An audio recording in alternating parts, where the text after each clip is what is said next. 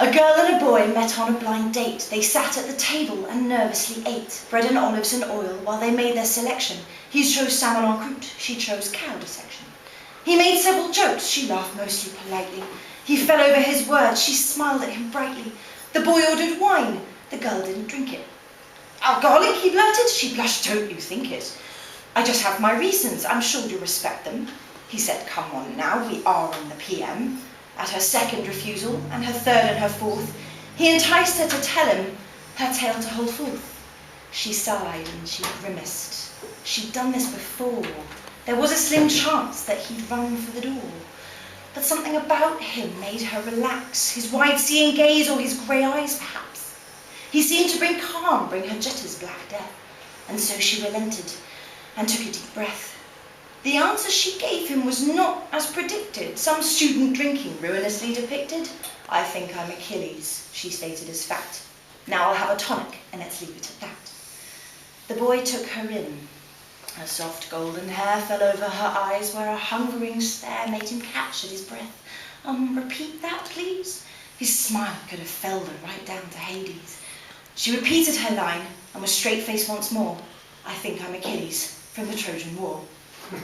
You think you're Achilles? He sounded quite flat. He sipped at his wine. Now, why would you think that? She licked her dry lips. An intriguing reaction. She had to admit now a teensy attraction. His interest was better than instant dismissal, yet her words would be harder to chew on than gristle. Till she was heartened and far less chagrined, she threw caution to the four winds.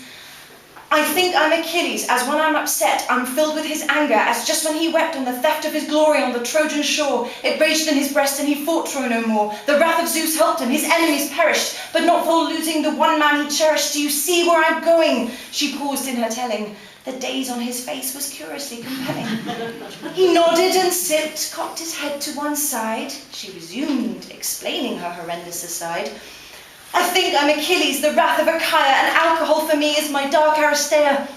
The boozy night out is an arming formula, the rum in the tumbler a divine inspirer, the gin and the vermouth is a fine set of greaves, the whiskey and water gird me round to the knees in a corselet of bronze and enamel made, the beer and the lager are my scabbard and blade, the vodka and soda my shield, shoulder tool, but one drink that always will vanquish them all is the wine in my glass, which goes straight to my head, like a helmet of boar's tusk that protects the spread of the poison throughout till the fury's begun with my spear, which is sharp as my fists and my tongue.